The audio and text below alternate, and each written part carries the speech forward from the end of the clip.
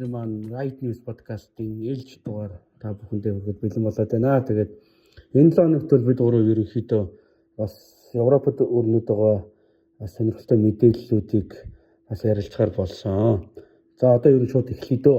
Яа шуурхаа те. За эхний мэдээ бол энэ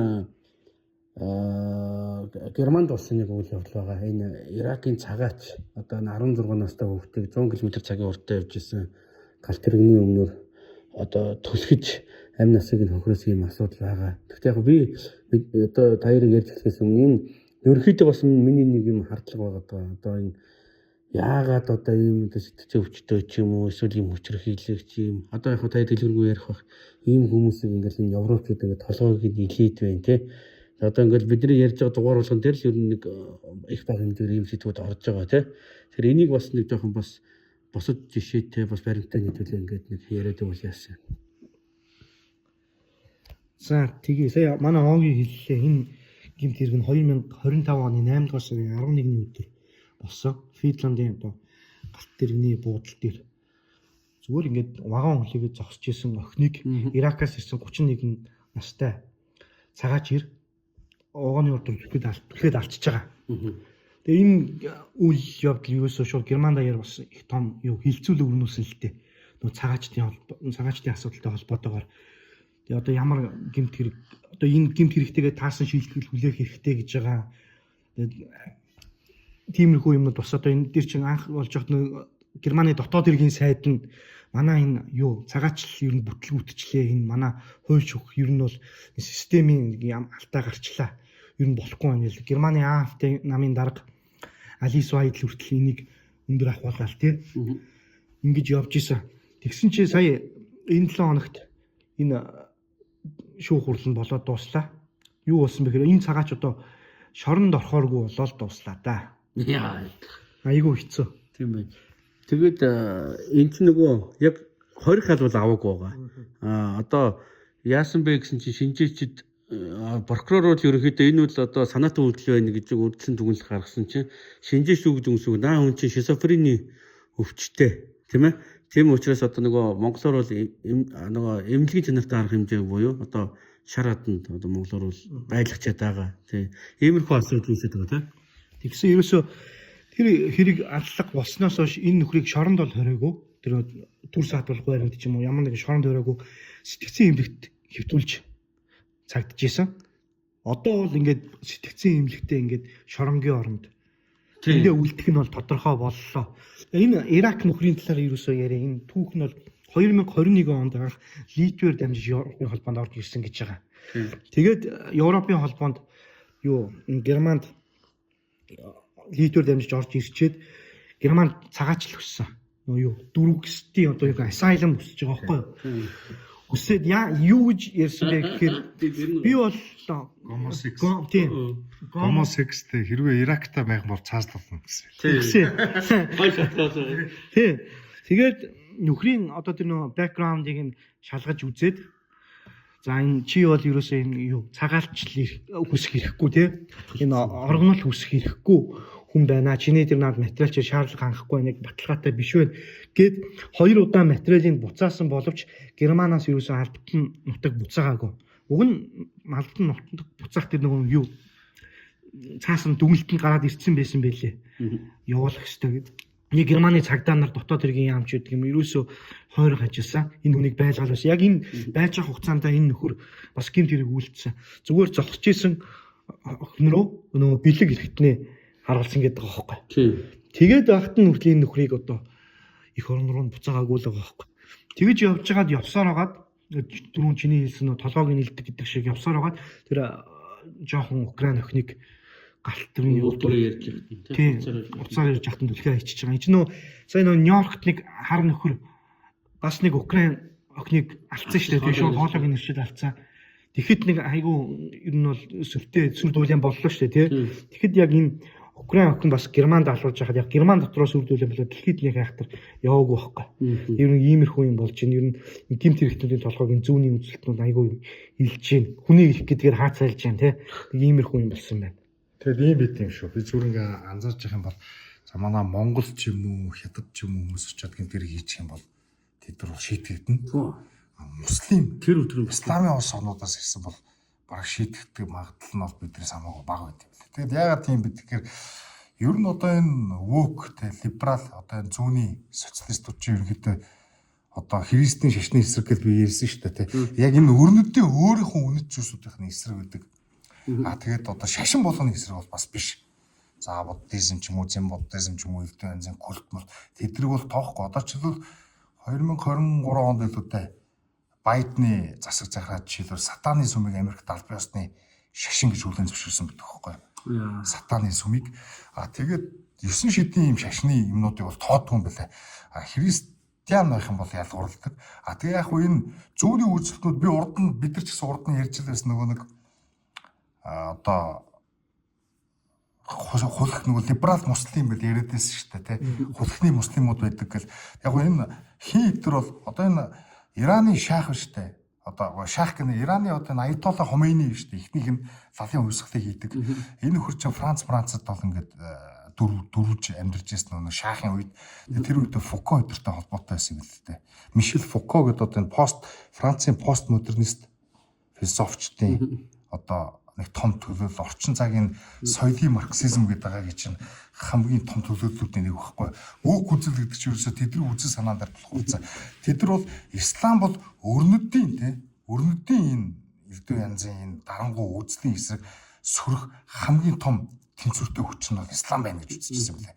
Тэгээ исламыг бол одоо юу гэдэг зүнхнүүд их талархууштай хүлээж аваад либерал ислам те одоо энэ лалын шашнуудыг дэмжиж байгаа шалтгаан ийм юм байд юм лээ. Тэгээ яг гоо Ираны хувьсгал гарахад хүртэл Хайдигер ч гэдэм үү, Фуко ч гэдэм үү өрнөдийн эсрэг одоо энэ өрнөдийн өөрсдийнх нь энэ марксизмд одоо хатчихсан сэхэдүүд байгаа шүү дээ. Эдгээр ч гэсэн энэ исламын хувьсгал эдгээр тодорхой хэмжээний колоничлч гэдэм үү элдв янзын идеологиор нөлөөлсөн байд юм лээ. Тэгээд сүүлийн үед бол энэ марксистууд бол ерөөсөн муслим модтал ерөнхийдөө амар хамсцсан байгаа шүү дээ. Синтезлээд элдв янзын тэр нөгөө нэг зүүнний элдв янзын critical race theory юу гэдэрт нь одоо энэ өрнөдийн эсрэг муслимуудыг сөргүүлэн муслим идеологийг сөргүүлэх тухай тийм санаанууд аль хэзээ бичсэн байт юм лээ. За эхний мэдээ айгүй гоё. Гоё ч яг хөө бид нар ч яг хөө одоо инээдэм санагдаж болно. Тэр чинь яг Герман амьдарч байгаа хүмүүс иммигрант ханиад юм шүү дээ тий. Энэ за дараагийн мэдээ. Дараагийн мэдээг за би ярих уу та хоёр ярих уу? За би ярьчих. Энэ Польшид Европын холбооны шахалтаар нэгэн одоо арга хэмжээ авахар боллоо. Тэр нь одоо аимшигтай гэх юм уу, инээдтэй гэх юм бас хэцүү л юм. Юу ясаа энэ Польшийн цахим хэргийн яам гэж байдаг. Тэр одоо гэр бүлийн гишүүдийг одоо эхнэр нөхөр гэдэг үгийг нэгдүгээр спаус, хоёрдугаар спаус гэдэг нэгдүгээр хамтрагч, хоёрдугаар хамтрагч гэдэг үгээр орлуулахаар гээд босноо зарлаа. Энэ бол одоо Европын холбооны хууль тогтоомжид нийцүүлэхийн тулд гэж энийг хэлж байгаа. Одоо энэ цахим хэргийн сайд Кристоф Гавковский гэдэг. Бид нар одоо энэ Европын холбооны энэ регуляц биш тий зохицуултанд энэ Польшийнхаа хууль тогтоомжийг тий зохицуултыг нийцүүлэх ёстой гэдэг үгээр халахж байгаа байхгүй. Энэ нөгөө Европын холбоо чинь нөгөө ижил хүйсний гэрэлтийг дэмждэг. Бүр ингээд пропаганда хийдэг тий сурталчилдаг.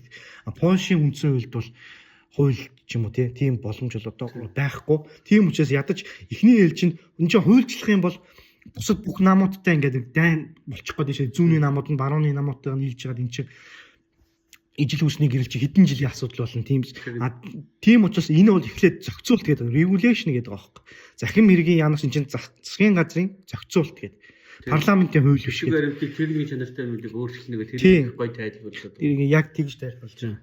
Тэг яг энэ Польшийн цаар би бас өмнө нэлээд унших цагт одоо нөгөө яагаад нөгөө сонирхчихсэн нөгөө мэдээлэлүүд явдаг л да энэ Польш ч өөрөө энэ LGBT үзлийн эсрэг одоо хамгийн хүчтэй зогсож байгаа Европын улс л да. Одоо ирэх барьж байгаа намуудын одоо дийлэнх нь л ерөөсө консерватив үзэл баримталтай намууд байж сая бидүүний хэлж чинь тэднийхээ эсэргүүцэлтэд тулах учраас үндсэн хуулийн өөрчлөлтөөр үл энийг хийх нь бол одоо Польшид бол айгүй хэцүү. Ягаад бол ард иргэдийнх нь одоо 74-5-6% нь өөрөө католик шашинтай бас юм ард иргэдийнхээ хувьд ч ирэх барьж байгаа намынхаа хувьд одоо хатуу ийм шашны уламжлалт одоо ард түмэн учраас тэгээд би бол энийг одоо Европын холбоо бол маш их бүдүүлгээр шахалт үзүүлж байгаа хөлбөр гэж би үзэж байгаа. Би ч үзэхгүй байх уу. Одоо энэ нөгөө консерватив намууднаас энэ бол зөвхөн одоо ар хударгаар тийм ээ одоо монголчлон ар хударгаар сургуулж байгаа үзлээ. Дараагийн удаа бол энэ үл яг үндсэн хуулийн асуудал, энэ хуулийн өөрчлөлтийн асуудал болно гэдэг ийм одоо хард шивдэг явагдаад байгаа. Мөн одоо энэ ингэж байгаа. Үндсэн хууль, Польшийн үндсэн хууль бол ерөөсөө одоо эхнэр нөхөр гэж байна, эр эм гэж байна гэдэг л зохицуулт одоо манай Монгол шиг. Тэгэхээр бол одоо яг энэ Польшууд чинь ийм одоо зүүнний үзлийн эсрэг ялангуяа нийгэм соёлын хувьд айгүй хатуу байдаг гэлээ. Одоо ингээд 11 онтой харьцуулах юм бол Польшууд чинь 86% нь католик шашинтай гэж бүр ингээд албан ёсоор ингээд одоо тийм судалгаа байд юм байна. Тэгэхэд одоо харьцуулах юм бол 76% болсон байгаа юм байна. Яг 17 6 жилийн харьцуулга буураад тэгээд одоо хамгийн хатуу байгаа улс нь ингэж бас ийм уламжлалаа бас буурж ийн тэ. Тэгэхдээ одоо яг босод ийм зүүнчдсэн ч юм уу ийм пропагандад автцсан Европын улсуудыг бол гайгүйч гэлээ. Одоо ер нь бас ингээд гол улс руу бас товтлоо л нэг зүйл. Яг үнэ. Одоо энэ Кристоф Кавковский гэдэг энэ бол Захим хэргийн яамны сайд бас нөө шадар сайд, ерөнхий сайдын орлогч гэсэн үг. Одоо ер нь бол засгийн газар номер 2 байхгүй юу. Энэ хүн өөрөө энэ зүүнний эвсэл гэж байдаг. Тэрний гишүүн өөрийнх нь нам нь шин зүүнтнүүдийн нам гэдэг. New Left гэдэг нам баггүй. Яг л энэ хүн бол өөрийнхөө нөгөө нэг либерал зүүнний тэр нийгэм соёлын асуудлаа зүтгүүлж байгаа ийм тэр нөгөө талаас нь Кристоф Босак гэдэг энэ конфедерац гэдэг намын одоо барууны үзэлтэй намын улс төрч ингэж хэлж байгаа. Одоо энэ шийдвэр бол энэ Захим хэргийн яамны шийдвэр бол манай үндсэн хуультай зөрчилдсөн шийдвэр ээ.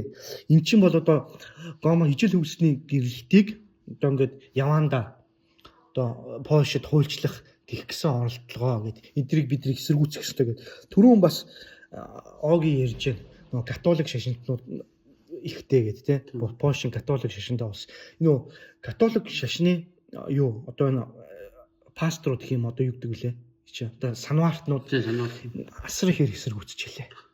Тэр Twitter дээр харж байгаа тэр Польш дээр байж байгаа юмнуудыг нөгөө Google Translate гараад ирдэ шүү дээ тий Twitter дээр уншихаар л ер нь бол маш эсэргүүцэлтэй болж байгаа. Энэ юусоо нийгэм соёлын хувьд консерватив уу либерал уу гэсэн тийм үү иргэний дайн руу бараг ойртож байгааг нэг дохио юм уу да. Нэг илрэл сигнал амир болдог байсан шүү дээ.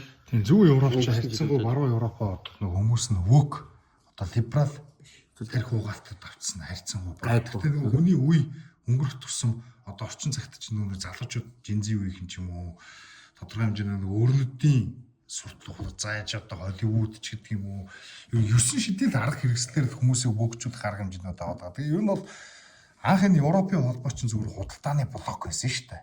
Хоорондоо чөлөөт худалдаа хийн, гайлийн татваргүй бараа бүтээгдэхүүн солилцсон. За тэгэд яванда Оросын ч гэдэг юм уу эсрэг ч юм уу ингээд хамтын одоо юу гэдэг нь НАТО-той зэрэгцээд ингээд хамт нэг юм эдийн засгийн том хүчин болон энэ гэсэн нэг эдийн засгтай ийм эвсэл байсан чинь сүүртэй ч нөгөө гишүүн улсуудынхаа дотоод асуудалд нь оролцоод хүмүүс нь ер нь ямар шашин шүтгэхтэй ямар байх ёстой юм те тэр нэг үзсэн одоо нийгэм соёлын бодлого гэх юм уу тэрний тодорхойлоход эхэлчихэж байгаа байхгүй ерөөхдөө нөгөө тоталитар арга хэрэгсэл рүү л орж ийн те тэгээд зүгээр ингээ хараад байхад юу гэх юм одоо энэ чинь ганцхан Польшид ч одоо энэ Европын холбооны үнэт зүүрсгээд ингээд нэг бичсэн юм чинь ингээл нэг үг хэлэх хэрэг чөлөөж гэдэг юм уу ардчлал гэж анх ингээд идэвсэн бол одоо ерөөсөө яг Европын values гэхээр яг юу вэ гэхээр ижил хөрсний гэрдэл ислам ойрлоод байгаа байхгүй ерөөсөө.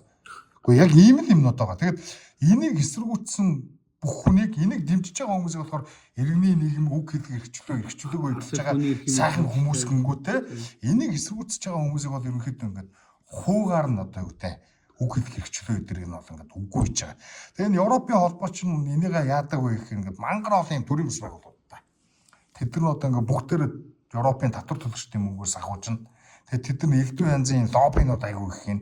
Тэгээ ганцхан тэрнийг одоо ингээд Европ бүстэй биш те гадаадын төрийн бүс байгууллагуудад ч гэсэн амар их мөнгө. Одоо чинь 2019-аас 2027 оны хооронд гэхэд 7 их 80 гэлгүй 7.2 тэрбум евро гэхэд евро бүсээс гадуур арчил хүний эрхийг одоо юу гэдэг нь сурталчилдаг төрийн бүс байгууллагуудад өгнө гэж байгаа байхгүй одоо энэ Монгол зонголт гэдэг чинь зөндөө байгаа шүү. Тэгэл одоо энэ төрийн бүс байгууллагууд ч манай Монголд орж ирэл элдв янзын активизм хийгээл дээрээс нь дандаа юм лобби одоо энэ хууль батлахад аюу их одоо юу гэдэг судалгаа хийж өгч юм гэдэг юм энэ маягаар дандаа ингэ нэг бодлогын түвшинд лобби хийгээд байдаг. Одоо сүүлийн үед энэ нэг Нямбатар ч ингээл нэг баахан дүрстэй одоо юу гэдэг нүүр таньдаг камер тавина AI-аар торгон моргон сүртэй хүмүүсийг оноожуулна энэ төр гэдээ яриад байгаа шүү дээ. Энийг бид нар болохоор ингээ ярихдаа нэг хятадаас орж иж гин гэж бодоод байгаа шүү дээ. Хятадаас шин чи Европ Японоос орж иж байгаа. За би яг факттай мэдэхгүй байна. Гэхдээ ер нь бол тийм л юм болж байгаа. Яг тэгэхээр веб чи угаасаа улсуудад ийм одоо юу гэдэг AI-аар бүх асуудлыг зохицуулна гэсэн юм бодлогыг тулгаад эхэлсэн байхгүй. Веб чи өөрөө Европын холбоо нүүбч гэх юм уу тэгээд юу гэдэг энэ зүүнний засгийн газрууд ирэх үрж байгаа улсуудад ерөнхийдөө дандаа веб-ийн бодлогод хэрэгжиж яваад байгаа шүү дээ. Одоо жишээлбэл тэр ковид үеийн авторитаризм чинь тэр чигтээ веб-ийн хэрэгж өгчсэн бодлого тийм үү. Одоо ковид үед пассворттой QR кодоор хаана явж байгааг нь хянана гэж ярьж ирсэн. Тэр чинь одоо ковидын бус тохиолдолд ч гэсэн хүмүүсийг одоо хаана явж байгааг нь хянах гэдэг. Дээрээс нь төв банкны дижитал мөнгө зүйн энэ төргээд сүрдээ нөгөө трансхуманизм гэх нэг юм яриад шүү дээ. Тэрнүү чи орох гээд ингээд дэлхийд даяар нь хөдөлгөөд байгаа байхгүй. Тэгэл лобби гэдэг. Би бол энэ Нямбатрын ч юм уу зүтгүүлээд AI. Тэгээ цаашлаад одоо энэ Монгол Ардын намынхын сүүлийн үед нэг юм оноожуулна гэж яриад шүү дээ. Энэ оноо нийгмийн онооны систем эдгээр бол цаагаараа Европ өрнөдөө арчсан социалистуудаас ирж байгаа болохоос хятадуудаас бол аяагүй гэдэг бол би бол 100% одоо зүгээр баталтай хэлж чадна яг шууд хараагүй ч гэсэн. Тэгээ яг би зүгээр сонсон даваа талаа манай найз байхгүй юу. Тэгээ би тэр найзтайгаа ярьжсэн. Чи энэ даваа талаа малаатаа хэлдэм үү? Энэ ягаа юм тэнэг веб мэвтэй гоо юу юм нийгмийн оноо моног тэнэг юм яриад байдсан бэ гэсэн. Гүй надад одоо ямар их мэдл байх шин чи манай намын л төвшүүлж байгаа. Манай намаас зүтгүүлж байгаа л шүү дээ. Нямбатар эдгэрш манай намаас цаанаас нь ийм бодлого хэрэгжүүл гэж бид нар тулгадаг. Тэрнийг бид нар давтдаг гэж ярьсан байлээ. Тэгэхээр би бол Монгол Ардын намын ч биш. Энэ чинь цаагаараа Европын холбоо тийм ер нь бол Америкийн нэгдсэн улсын ардчсан нам Европын холбоо тэгээд дэлхийн эдийн засгийн форум гэдэг одоо энэ Давост хурдан болох чинь нэг эдгэрийн л зүтгүүлээд байгаа юм тийм. За энэ мэдэн дээр ярих өөр юм үлдсэн үү? Үлдэг. Гайваа. За Бай дэлгэрэнгүй ярьлаа. дараагийн мэдээ. За Түрүүн одоо сая LGBT-тэй холбоотой юм ярьлаа. Бас дараагийн мэдээ бас адилхан тийм ойролцоо энэ ингэж гинэ. Юу залуучууд 2000 оноос хойшоогоо залуучууд энэ ижил хүүсний одоо гэрэлтж байдаг юм уу те ижил хүүснүүд хүлцэн твчих нь өмнөх үеийнхнээс ингээд багасаад ирсэн гэсэн судалгаа байна. Ирчүүд шүү дээ. Тийм ирчүүд. Бид нар өмнөх дугаардаар яриад байсан шүү дээ. Залуучууд илүү консерватив чиглэл рүү за одоо баруун чиглэл рүү за ерөнхийдөө юу юм да нөгөө яг консерватив хин ч юу анти вок гэх юм уу анти либерал те ийм чиглэл рүү хандаад яваад ирчлээ гэх тэрний л нэг үйлчлэл одоо юу юм одоо манай бэлгүүнээ яг тэрний л нэг фактыг нэг тоо өрнөдтэй болоод ирсэн баг шүү тий. Тий. Энэ Pew Research Center гэдэг одоо Pew судалгааны төвх юм уу тий. Эдгээр ингэсэн байгаа. 1980-ад оныхан бол юу ижил хүүсний гэрэлтийг 77%-тай дэмжсэн гэж 73%-тай. 73%-тай. 90-ад оных нь 77%-тай явж хагаад одоо тэгээд уг нь өсөх ёстой шүү дээ тий. Дараагийн үеийн тэгсэн чинь үгүй ээ унсан байна 71%-тай болсон байна гэж байгаа юм. Энд чинь бол одоо яг л нөгөө юу салхи баг багаар ч гэсэн эргэж байгаагийн нэг айхтар сүрхийн өндөр хувь бол биш. Гэхдээ эргэж байгаа тэр нөгөө пикэнд тулцсан гэсэн үг байхгүй юу? Чи 80-ад онд 73, 90-ад онд 77, 2000 оноос хойшоогоо төрсэн нөхдүүд бол 71 гэдэг чинь бас яг тий нэг тийм яг жинхэнэ үнэн тий чангаар чанга атга гэдэг шиг иймэрхүү юм бол чинь тий би бас 2 3 нийт унссан энэ зөвхөн мэдэн дээр ч биш тустай тэгсэн чинь ингэж юм гинэ одоо энэ Европт чинь одоо Америкт зөв одоо энгийн гэх юм уу тий одоо энгийн гэж хэлж болох юм болохгүй юм зөв гомосексуал хүмүүс байгаа шүү дээ тий эрчүүд тий өөрийнхөө хувийн амьдралыг тэр нэг унтаж хөвтдгийг бол өөрийнхөө хувийн орон зайд үлдээдэг гэртээ үлдээдэг би нэг гомо лесбиен төр гэдгийг зарлаа яваад идэг хүмүүс байгаа шүү дээ тий биш тэр хүмүүс энэ юу трансуудаас одоо энэ залхаж ийн гинэ энэ LGB хөдөлгөөн айгүй гоё зөв явж байгаасэн чинь энэ T гэдэг үсэг нэмэгдээд энэ Q тэ энэ plus ингээд нэмэх тэмдэг нэмэгдээд энэ манай ингээд нэг хөдөлгөөнийг ингээд халаа хийчлээ. Бид нар чинь зүгээр ингээд хуулийн ямар нэгэн зөв илүү одоо юу гэх юм өсөхгүй privilege даван ирэх өсөхгүй байсан тий. Бид зүгээр л энгийн байхыг хүсчихсэн чинь энэ нөхдүүд энэ манай хөдөлгөөнийг босдуулаа ажиллаа. Одоо энэ солиотой энэ хүүхдүүдэд секс зааж байгаа, хүүхдүүдийг ингэ сексуалжуулж байгаа тий. Тэр нэг drag queen энтергээл нөхдүүд идэв шүү дээ тий. Drag queen story та ааварч илүү. Тэгээд хүүхдүүдийг өвөр дээрээ суулгаж ягаад гей үлгэр ирж өгдөг байхгүй тий. Цэцэрлэгийн хүүхдүүдийг. Тий.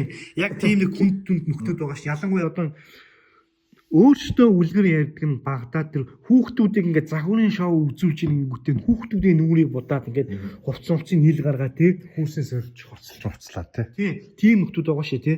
Тэдрээс юусоо энэ залхах чинь ичж чинь эдрийг одоо баг үзэн яд чинь ухааны юм ярьж байгаа. Одоо эн чинь өөрөө зөрүүлээд нөө реакцийг илүү хүчтэй болох учраас зүгээр энгийн мөрөөрөө амьдарч байгаа гомонод хүртэл тэр нэг зохилт нь ирнэ штэ. Тэ реакц бол хатуу буухан тодорхой. Одоо энэ сони юм болоод ингэж байгаа. Тэгээд Герман яг бас нэг өөр нэг нийтлэл уншиж хахад одоо ингэж нэг Герман ч нэг цагаачдын асуудал их болсон ингээ бид нар сайн мэдээгээр ярьлаа шүү дээ. Тэ ингэж нэг чинь одоо гомонууд нь урд нь ингээ нэг цагаачдын юм дэмжтэл байсан юм байна л да. Адилхан нэг дарлагдсан юм жоо хүндэлтэй юм да. Гей мэй гэж. За. Тэр дэмждэг байсан чи одоо AfD намыг нөө Германы нөө far right гэдэг намыг чи гомонууд нь дэмжиж гисэн гэдэг байна. Тэгэхгүй бол нөө цагаач нөгөө нэг муслим шашинтнууд нэг гомонуудыг үзэхгүй шүү дээ тийм биз дээ. Тэгэхээр одоо өөрсдөө хамгаалахын тулд одоо AfD нам руу одоо дэмжлэгээ үзүүлээд эхэлсэн гэж байгаа байхгүй жишээлбэл. Энд чи ойлгомжтой шүү дээ. Тийм биз дээ. Тийм ер нь яг зүгээр ингээ хараад байхад би ч юм уу одоо бид нар бол ингээ яг хүний гей байлаа гэж бол нэг хүзэн ядаад байгаа юм бол байхгүй шүү дээ. Консерватив үзэлтэй хүн бол одоо юу гэдэг нь либертарч гэдэг юм уу. За ер нь хүний ор хүнжлийн тэр асуудал тэр хувийн амьдрал бол яг үнэндээ тэр өөрийнхөө тэр хүрээ хязгаар дотроо байлаа гэдээ бол би хөвдөө бол уурлаад байхгүй. Гэхдээ би гей байхыг бол ёс суртахууны хувьд ч гэдэг юм эсвэл одоо нэг бахархууштай үйл хэрэглээ гэж бол бодохгүй байна. Энэ бол ямар нэгэн дефекшн шүү дээ. Дефект сэтгэл зүйтэй ч холбоотой ч юм уу хуучин цагтын нэг бол тарихтай холбоотой ямар нэгэн тийм нөлөөллөөс болоод би олцсон аномали гэж те гажууд гэж 3-5% гэж аль тийм ярьдаг байсан. Тэгээс эн чи одоо хүн ер нь гендерээ сонгож төрдөг мөрдөг энэ гэж одоо тэр гендер гэдэг бол төрмөл биш мэш гэдэг бол худлаа тийм үстэй. Зүгээр яг энэ гейүүдийн нэг зовлонтой нь эдгээр чинь уг нь ингээд зөвөр ингээд нэг хүмүүст өөрсдөө урлагийн зөвшөөрлөд элдв янзын ялгуурлан гадуурхалч гэдэг юм уу төрийн зүгээс ч гэдэг юм уу ийм юм уунаас ангид зүгээр адилхан хүн шиг амьдрий гэсэн нэг юм санаатай л анх үүсгэж ирсэн юм шиг. Энэ хөдөлгөөнөө ЛГБ хөдөлгөөн гэж хэлсэн шүү дээ бүр анх. Энэ чинь тухайн цаг үед хуулиар хориглогддог байсан. Тэгээ энэ хөдөлгөөний аль хэзээний бол энэ хууль ёсоор хүлээн зөвшөөрөгдөд одоо юу гэдэг хүн өөрийнхөө хүүсийг жишээлбэл солихыг хүсвэл бол одоо баруун Европ бидэрт бол асуудал байхгүй шүү дээ. Хуулиар шийтгэн гэж бол байхгүй. Тэ энэ хөдөлгөөний одоо бид зорж исэн үйл хэрэг бол аль хэзээний бүтэлтэй болсон байхгүй. А гэтэл энэ чинь ингээд ус төрд ашиглаад зүүнний үзэлтнүүд чинь цаашаа энэгээр дамжуулаад юу гэх юм нийгмийг ингээд хуваах гэдэг шүү дээ. Хуваагаад манайх танах гэсэн ийм талцал үүсгэж чаад тэрнээр нь одоо юу гэдэг ус төрийн сонгуул одоо санал татах юм арга хэрэгсэл бүлгүүдийг нэг тийм жижиг бүлгүүдийг тэгээ энэ явдал чинь сүрдээ бүр абсурд руугаа ороод утгаа алдчихлаа шүү дээ. Тэгээ яг үүндээ ингээ улс төрчид асуудлыг шийдвэрлэж өгнө. Улс төр өөрөө асуудлын одоо шийдэл гэж ингэж харах юм бол юу ч бүрснүүлдэг те энэ ЛГБ хөдөлгөөн чи хүртэл ингээд улс төрийн гараар ороод утгаа алдчихлаа шүү дээ үүндээ. Тэгэхээр бид нар те ер нь ямар нэгэн зүйлийг одоо ингээ төрөөс л дандаа шийдвэрлэдэг төрөл шийдэх ёстой гэдэг ийм үзэл хандлагаас салах ёстой. Гэтэ би яг нэг үгэлэхэд Монголд байгаа LGBT хөдөлгөөний ихнийг бол яг үндэл дэмждэг. Наад хэд чинь дандаа нэг тийм одоо юу хин ингээ анзаараад байхад нийгэмдээ хорсцсон маяг тийм хүмүүс байт юм бэл. Тэгэхээр би бол Монголд яг нэг үгэлэхэд хэрвээ би эрх мэдэлтэй байсан бол Монголд LGBT хөдөлгөөний хориглоно. За ер нь ойролцоол юм байна. Би гей байхыг хориглож байгаа юм биш. Тийм. Яг уу ус төрчсөн LGBT хөдөлгөөн шүү дээ. яг нөгөө юм ийм хүмүүсийг бол хориглож. активизм хийгээд ахаар чинь ч өөр амар хор нөлөөтэй л доо. Энэ сайн нөгөө би нэг жоохон нэмээд хэлэхэд энэ Монголын бас энэ LGBTQ нэмэх хөтөлбөр чинь бас дотроо бас ийм конфликттэй байт юм билээ. Өмнө нь бас тэр нэг 2 3 дээр ярилцлага яг чиний сая хэлсэн өрнөдөд ямар одоо асуудал тулгараад байна те LGB гэдэг ингээ мөрөөрөө амьдраад тэд нар чинь биологийн шинж чанарыг үл үүсгэдэггүй зөвхөн ижил хүүснээ сонирхож байгаа хүлийн зөвшөөрөөд нийгмээс тусдаа өөрсдийнхөө тэр одоо орчинд гэдэг юм уу одоо тэрийг заавал нэг ил зарлаад одоо давуу тал үсээд ингээд байгаагүй байна гэдэг бас монголчууд нас ярьд юм бэ нэлээ шүү. Бас тэд нар өөрсдөө дотроо бас нэг тийм юу гэдэг юм бэлээ.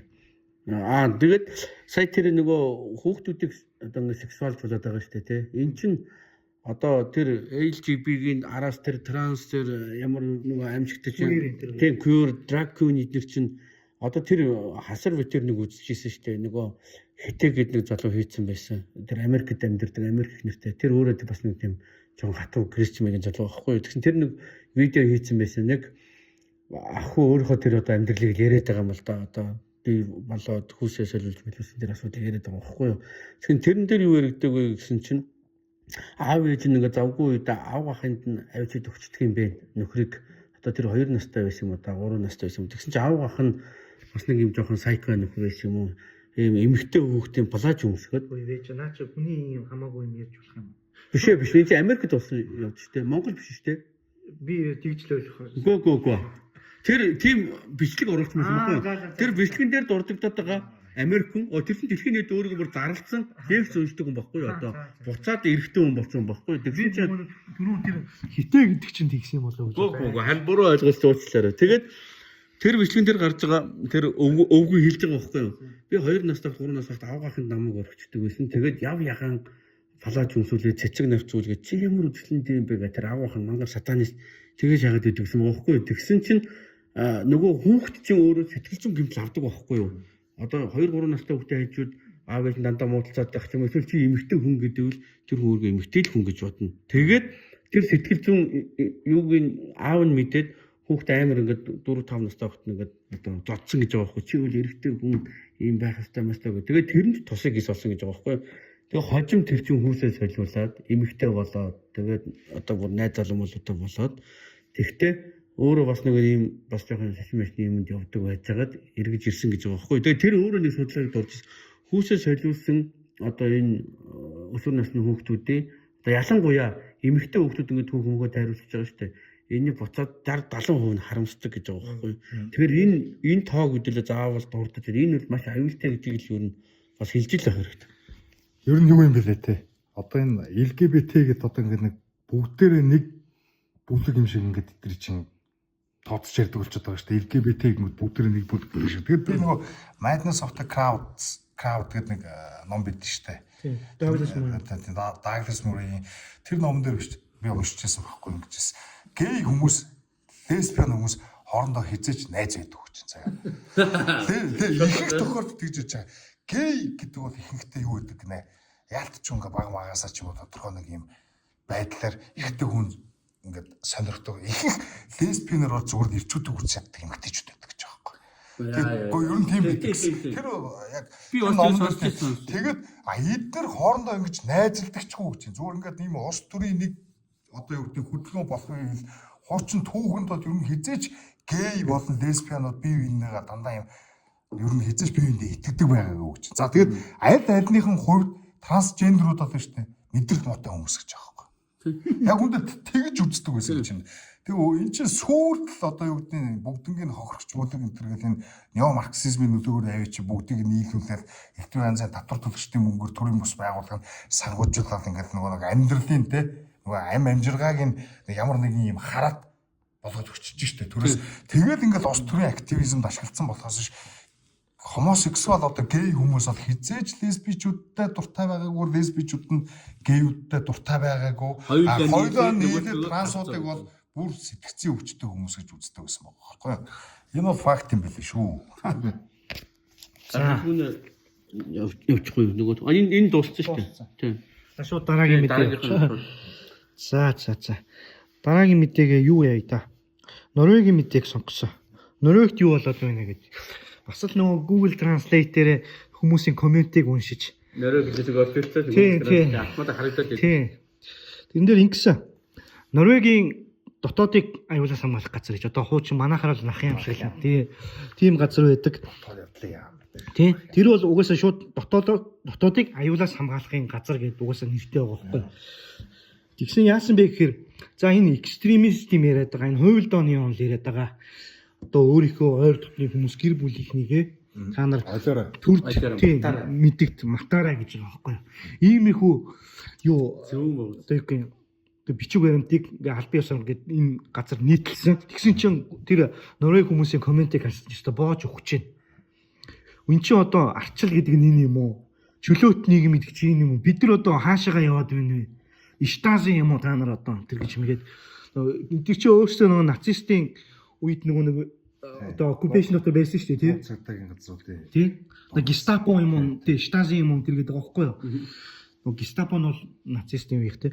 Тэгээ ингэж явж байгаа ийм коммент явж байгаа. Энэ бол яг үнэ. Тэгээ яасан бэ гэхээр урд нь ч гэсэн ер нь ингэж иймэрхүү утгатай мэдгэл хийж исэн юм байна. Ер нь та нар үг хэлээ айтаахан тий байлгаараа энэ төр гижсэн чи одоо бол бүр та нар ойр дотныхоо хүмүүсийг цаг одоо бидэрт тий энэ хууль хүчнийхэнд мэддэгдээ гэж байгаа байхгүй.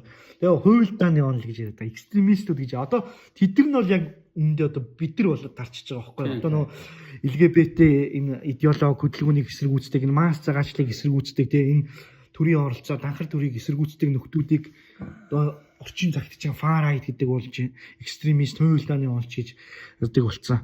Тиймэрхүү юм болов. Хүн төрөлхтний иргэншил одоо нэг 4000 жилийн түүхтэй бол бид нар бол тэр 4000 жилийн moral этикийг баримтж байгаа хүмүүс шүү дээ. Тийм шүү. А энэ шинэ woke этик юм уу энэ чинь сүүлийн нэг 10-аас 15 за бүр цаашлуулаад хугацааг нь тооцох юм бол 50 жил 60 жил ч юм уу гэж тооцож байна. Тэгэхээр одоо юу гэдэг тэр үеэс өмнөх цаг үеийн бүх хүн экстремистүүд тэгэд одоогийн энэ хэд болохоор одоо хэвийн хүн гэдэг ингэж яриад байгаа гэдэг бид нар гайхаад. Тэгэхээр бид нар одоо юу гэдэг сохрын газар сохроор, доголонгийн газар доголонгоор гэдэг шиг хүн бүхэн экстремист болчих юм бол эрүүл ухаантай хүмүүс чинь тийм экстремист болж харагддаг юм байна гэдэг л одоо бид нар Европоос харж одоо ойлгох. Тэгээ Монголд ч гэсэн утгагүй юм болох хөө. За Огийн энэ тал дээр ярих юм байна уу? Байхгүй. За ер нь бол тэгээд одоо энэ wokism манай хууль хяналтын юм. За дээрээс нь юу гэдэг төрийн бодлогод нөлөөлөд эхэлж. Сая нөгөө хэн блэ? Яг одоо бүр нэг юм cancel culture гэдэг шиг юм юу гэдэг одоо operation гэх юм уу? Repression гэх юм уу? Repress гэх юм уу те? Repress хийгээд эхэлсэн. Сая хэн блэ нэг нөхөртөг ярьсан шүү дээ. Одоо энэ хүүхдүүд бие биенийгээ цахимаар ч юм уу гэдэг янз бүрийн байдлаар ингээд дээрлэх юм бол тухайн хүүхдийн хувийн эрхтэн тэмдэглэгдээд тэгээ насны туршид нь бараг дагалдан тэгээд хэтээд сургуульд орохтон ч гэлөө тэтгэлэг мэтгэлэг олж авах нь хэцүү болно гэдэг. Тийм юм ярьсан. Тэгээд нийслэл харин нэг ийм нөхөр тийм юм ярьсан байсан те. Тэгээд Монголд бол аль хэзээний ороод ирчихлээ шүү дээ. Ер нь ороод ирэх байтугай бүр одоо ингээд төрийн бодлогын төвшөнд манай монголчууд гэсэн чинь нөгөө цэдэн балгатайгаар тэнд зуурдаар дайдчихлаа. Тэгэхээр энэ wokeness дээр их анхаарахгүй болохоо олчод байна. Тийм одоо энэ нөгөө нэг Монголд бол хамгийн тодорхой орж байгаа хүүсийн квот гэж нэг зүйл байна шүү дээ тий. Тэр л одоо улс төрийн тухай намын хуульд ч одоо сонгуулийн тухай хуульд ч тий. Заавал энэ квот байж ах хэвээр. Тэр чинь тэгээ бусад юм руугаа нөлөөлөө явчихдаг. Ер нь төрийн бодлогын хувьд бол ороод ирсэн шүү дээ. Агсан төвшний гендерийн судалгаа дүн шинжилгээ энэ тэр чинь багш нар ингээд сургалт ордог, цагдаа нарт сургалт ордог. Ер нь төрийн байгууллагад ажиллаж байгаа хүн болгоно ингээд сургалт ороод явж байгаа юм байлээ шүү. Тэгээ хүүхдүүдэд нөө сургалтын хөтөлбөр нөө доктортой хөгжил гэл ногоон социализмоо сурталчлаа тий. Энэ капитализмаас ч юм бол чинь дэлхийн ертөнд сүрээд байна. Одоо энэ доктортой хөгжихийн бол хүн хэрэглээгээ бууруулах хэрэгтэй байна тэр гээл тий. Иймэрхүү юм уу чи айл хэдийн Монголд ороод ирсэн байгаа шүү. Аачин дээрээ ажлын баримт юу гэдэг барилгын салбарт гендерийн тэгш байдал гэдэг тийм постэр баригдаж байгаа барилга дотор наацсан байгаа байхгүй. Тэр одоо яг ямар ч гэсэн тэр постэр хэвлэхэд нэлээд мөнгө зарцуул гэж байгаа тийм. Тэгээ миний та ойлгож байгаагаар ямар ч гэсэн эмэгтэйчүүдийг барилгачин болох гэж хүчээр хадгалах тодорхой заяа. Тэгэхээр ер нь ийм худлаа юм ингээд яг энэ нэг ийм хүмүүс бодохдоо зүгээр энэ ингээд нэг ийм за энэ ингэжлээ нэз тэгээд аяндаа өөрчлөгдөж байгаа гэдэг. Тэгээ энийг гажуул явандаа гарч ирнэ штэ. Энэ гажуул нь бол аль хэзээний хүмүүсийн амьдралд мэддэгдээд яг ингээ хор хөнөөл нь аягүй хурц болоод эхлэх үед нь монголчууд wokism-ийн тухай авч хилцэж эхлэх баг. Тэгээ тэр үед хамаг юм оройдсон ч байж магадгүй. Ер нь бол шүү дээ энэ ихэнх хүн гэдэг юм чи дандаа нэргсэн хойно ашигладаг юм те. Тэрний өмнө бол ерөөсө авч хилцэхгүй. Одоо бид нар ингээл энэ тухай тийм трендээ дагдаг те. Орчин үеийн тренд дагж байгаа боловсралтай хүн болж харагддаг. Ингээл тэнэгэлдэг юм байна. За яг энэтэй холбоотой энэ сэдвтэйгээ холбоод мэдээ бас авсан. Энэ ер нь бол сарын өмнө болсон үйл явдал заяа. 12 дугаар сарын донд нөө Шабана Махмуд гээд юу Их Британий одоо Английн хөдөлмөрийн намын бас том улс төрч одоо энэ дотоод хэргийн сайд хүн юу гэж хэлсэн бэ гэдгийг та нарт одоо дуулгыг дамжуулах гэх юм уу. Төрийн нүд та бүхнийг юу үргэлж мөнхийн харж явах болно гэдэг. Тийм юм ярьж байгаа гарч ийн. Big Brother is watching. Тий яг адилхан одоо энэ Монголд чинь нүүр царай таныг төхөөрөмж энэ төр гэж яригадаад байгаа шүү дээ. Хятадаас ингэж орж ирж байгаа юм шиг тий. Яг хятадын нөлөө байх гэж үгүйсэх. Гэхдээ энэ хятадд ирж байгаа энэ нүүр царай таныг төхөөрөмж чинь энэ Европын холбоо энэ нөгөө нэг үнэндээ либерал арчилсан гэдэг орнууд ч одоо хэрэгжүүлээгээд улаараад эхэлсэн. Тэрнийг нь одоо энэ эдийн засгийн форум ч гэдэг юм тий. Тийм эдгээр чинь хэрэгжүүлээд эхэлсэн. Тэгээ одоо энэ Шабана Махмуд ингээд одоо Jeremy Bentham нэг шорон байдаг штэ. Тэр чи одоо англиар юу гэдэг вэ? Нэг бөөнийхий дугуй хэлбэртэй шорон. Тэр нөгөө нэг Харгал бие биенийг харгалзчих болцоотой байхгүй тий. Нөгөө шоронгийн харгалзагч нь ганцаараа бүхнийг ингэж хараад нөгөө үед нь бие биенийг харж болоо тий. Тийм шоронтой зүүрлээд тийм үг хэлчихэж байгаа байхгүй юу? Арай хитрхи. Тэгээд нөхөр өөрийнхөө энэ яриаг юу гэж зөвтгсөн бэ гэхээр гэмт хэрэгтэй тэмцэнэ гэдэг байгаа байхгүй. Гэмт хэрэгтэй тэмцэхийн тулд AI технологиг ингэж ашиглах хэрэгтэй. Төрийн нүд одоо та бүхнийг 24/7 харнаа гэдэг. Тэгээ гэмт хэрэгтнүүдийг тэгвэл хэн толгойг нэлээд байгаа гэхээр эдгээр өөрсдөө байхгүй. Энэ Right News өмнө явдаг байхад бид нар энэ Шабана Махмудын тэр нөгөө гэмт хэрэгтнүүдийг ялаас нь өмнө ялаа нөгөө гүйцэлдүүлэхээс өмнө сулсан гэдэг масаараа сулсан энэ гэл мэдээ авч ийсэн. Хэрвээ хүмүүс санаж байгаа бол эдгээр өөрсдөө нөгөө цагаачд ч юм уу энэ хүчин хийдэг нөхдүүдийг ингэж толгойг нэлж гаргачингуудаа за ер нь гэмт хэрэгтнүүд чинь хэцүүдлээ шүү. Одоо энэ жинхэнэ технологиг ашиглахгүй бол ер нь болохгүй байлаа гэдэг. Энэ чинь зөвхөн Шабана Махмудын ганцаараа ярьсан зүйл биш нэ. Юу Английн бас нэг том цагдаагийн дарга би бас нэрийг нь мартчихсан. Нэг сарын өмнө бас мэдээг нь харж ирсэн. Бас яг адилхан юм яриа. Бид нар энэ цаник технологитой ер нь Minority Report гэж кино гэдэг чинь Том Крузийн дагсан Стивен Спилбергийн найруулсан. Урдчилж гэмт хэргийг одоо илрүүлэнгүүтээ урьдчилаа шийдэгчдэг. Оо яг наад өөрөө тэр санаагаа сая хэлсэн шүү дээ. Яг наад дизайны чи одоо Орсон хойноос гарахаас өмнө бид хянахаатай гэж худлаа шалтгаалаа. Тийм яг үнэ. Аль аль нь тэгээ тэр цагдаагийн дарга бас яг энэ ер нь бол Minority Report-тэй адилхан юм гэж байгаа байхгүй. Бид нар гэмт хэрэгтүүдийг ингээд юу гэмт хэрэг хийхээс нь өмнө ингээд барьж явах хэрэгтэй. Технологиг энэ шиг ашиглах хэрэгтэй гэдэг. Ер нь бол одоо энэ Big Brother гэдэг зүйлийг одоо энэ нөө George Orwell-ийн 1984 аваач Англид тийм буцаж ирэх гэж байгаа. Тэгсэн чинь surveillance state гэх юм те ажиглагч төрөх юм те хүмүүсийн ерөөсөө амьдрал одоо бид нар юу гэдэг бидний одоо юу гэдэг хувийн амьдрал гэж байхгүй privacy гэж байхгүй бид нар бүгдээрээ л ерөөсөө бүх юм нь одоо дийлэгдсэн одоо нэг алхан дээрээ нэг миний юу гэж ярьд за юу гэж ярьдаг вүлээ би ч яг алхан дээрээ тавьсан юм шиг л харж ийн гэдэг шиг бидний мэддэг болох гэдэг байгаа байхгүй. Тэгэхээр ер нь бол ийм ер нь одоо энэ гэмт хэрэгтэй тэмцэн нэгэл эн чинь ингээл манаач гэсэн янз янзын камерууд тавиал тэгээ нэг юм ба үнэхээр яалтчихгүй аюулгүй байдал ч өвдөө гэмт хэрэгтэй тэмцэх нь чухалтай. Гэтэ энийг дагаад ингээд 9 шидийн ийм одоо ажиглагч төхөөрөмж тавь. Ер нь сайн ойлгоод байгаа бол ямарваа нэгэн зүйлийн 100% төгс шийдэл гэж юусэн байдаг байхгүй энэ орон ертөнц төр. Төгс шийдэл гэж байхгүй. Одоо нөгөө Томас Совлийн хэлсэн there are no solutions only trade off гэдэг үг өгдөг штэ. Ямар нэгэн шийдэл гэж юусэн огт байхгүй. Тэ ямар нэгэн зүйлийг одоо юу гэдэг проблемыг шийдэх юм бол тэрний араас дахиад өөр нэг проблем гараад ирдэг гэдэг ч юм уу. Одоо ч л хит их аюулгүй байдалд ач холбогдол өгөх юм бол хүмүүсийн эрхчлөө гэдэг юм орхигддог. А хит их материалын зүйлсэд ач холбогдол өгөөд хит их эдийн засгийн өсөлтийн хойноос явах юм бол одоо хүмүүсийн ёс суртахуун ч гэдэг юм уу тэр спиритуал ч гэдэг юм уу тэр олон зүйлс жишээлбэл орхигддог. Нэг олон гоё том машинтай ингээл юу гэдэг гой өндөр байшинтай ингээл хоол унд дэлбэг ингээл өрнөдийн уусууд ингээ хараад ангууд хүмүүсийнхэн тэр сэтгэл зүйч гэдэг юм уу ёс суртахуун ч гэдэг юм уу хүмүүсийнхэн тэр аз жаргалтай байгаа байдал ч гэдэг юм ингээ анзаарангууд айгүй түүхтэй харагдаж байгаа. Энэ ер нь их тийм гоё газар муу юм уу гэмээр. Дистоп шиг те. Тэгэл ингээд харж ангууд хүн хоорондын ихтгэлцэл жишээлбэл өрнөдийн улсууд түүхэн хамгийн доод хэмжээнд байна гэдэг юм судалгаа гарчихсан байх ч те. Хүмүүс хоорондоо гэр бүл болохоо болчлоо гэдэг ч юм уу.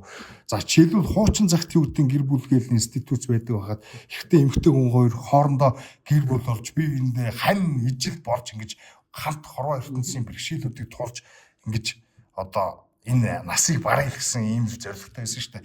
Гэтэл өнөөдөр жишээлбэл юу гэдэг зөвхөн ингээд эмэгтэйчүүдэд илүү янзын давуу талуудыг олгоолтой одоо юу гэдэг гэрэлтийн тухай хууль гэдэг те. Ерөөсөө ямар нэг юм болонгод тэр эрэгтэй хүн ерөөсөө хамаг сагуугийн үед хохирдог, өрөнд ордог. Нэг хүнтэй суугаа салах юм бол хүүхэд төрөөгүй байсан ч гэсэн одоо Монголын хуулиар бол тэ бараг өмчийнхөө тал хувийг гэр бүл босон хүнтэйгээ хуваалцахаас өөр аргагүй болдог ч гэдэг юм. Энэ маягаар энэ гэрлэлт гэдэг юм тухайлбал өрөндийнхэнд одоо жишээлбэл гэрлэлтийн тэр нөгөө нэг юм хуучны нэг юм халдшгүй байдал гэдэг нөгөө нэг юм юм спиритуал утга нь алга болчих шүү дээ. Ёс суртахууны хүн тэр бааз сурна алга болчихгоот зөвхөн материалын юм болоод өрчих. Тэнгүүт сүрдээ ирчүүд хүнтэй гэрлэхээс зугтдаг болж байгаа байхгүй. Яг бол нөгөө нэг эрэгтэй хүнд анх гэр бүл гэдэг чинь шал өөрөөр ойлгодог. Одоо юу гэдэг гэр бүл чи ихтгэлцэлтэй энэ хүнтэй нийлээд би ингээ хамтдаа амьдралаа туулаад ингээ бие биендээ түшиг тулгуур болох юм байна гэдэг чи одоо эерэг инсентив бий болж өгдөг гэсэн бол одоо эр хүнд гэрлэлт гэдэг чинь боолчлол өөр гэсэн ийм байдлаар харагдах болж байгаа байхгүй. Тэгэд эн чи одоо ганцхан эмгтээчүүдийг энэ буруудахгүй зүгээр ерөөсөө энэ явуулж байгаа нийгмийн аль нэг гишүүдэд давуу тал олгоод одоо хин нэгэнд нь одоо эерэг ялгуулт гаргах одоо бий болгоно гэдэг чинь нөгөөг нь сөргөөр ялгуулах юм нэртэй. Тэгэхээр тэгш байдал тогтооно гэдэг хүн хоорондын харилцааг ч юм уу хүмүүсийн тэр аз жаргалтай байдлыг төр энэ төр шийдэх гэдэг ирэхээрээс юм бүх юмыг боснуулдаг юм байна л дээ.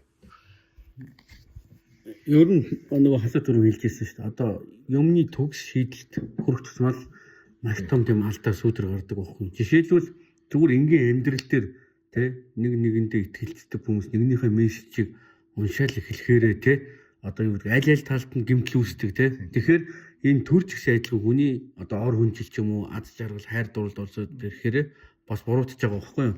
Тэгээ энэ англи чинь өөрөө одоо яг энэ систем үлдэх бүр аль хэдийн нэвтрүүлчихэд явж байгаа шүү дээ. Энэ хятадын энэ нөгөө AI камер шүү дээ. Одоо нэг царай таньдаг тэгээ бүртгэлжүүлдэг.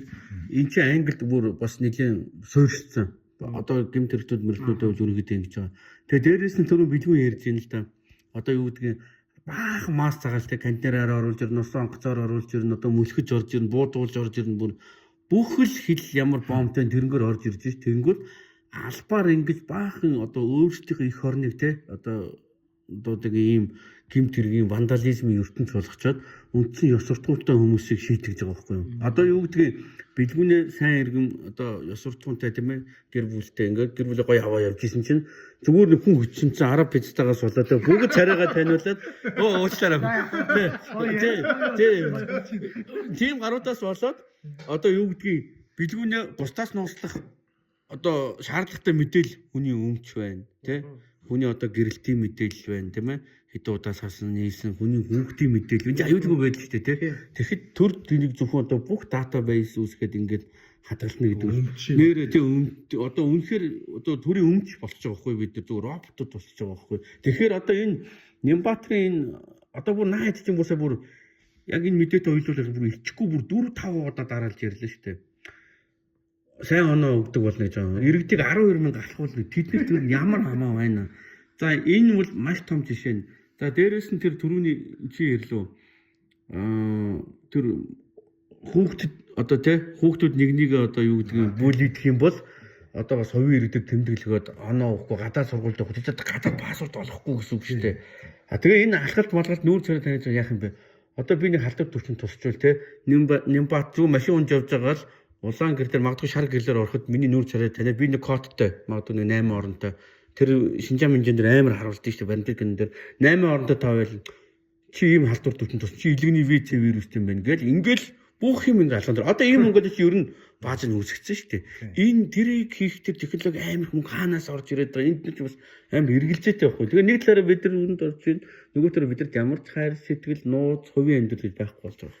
Тэгээ жишээлбэл одоо энэ цахим үнэлэгч гэдэг юм энэ чинь Монголд хизээ бий боллоо цахим иргэний үнэлэгч. За нэг 15 6 жилийн өмнө. Тэгээ 15 6 жилийн өмнө Америкт бол энэ цахим иргэний үнэлэх бий болох асуудал төр бол ихэвчлэн эрдэнэ эсэргүүцдэг заяа.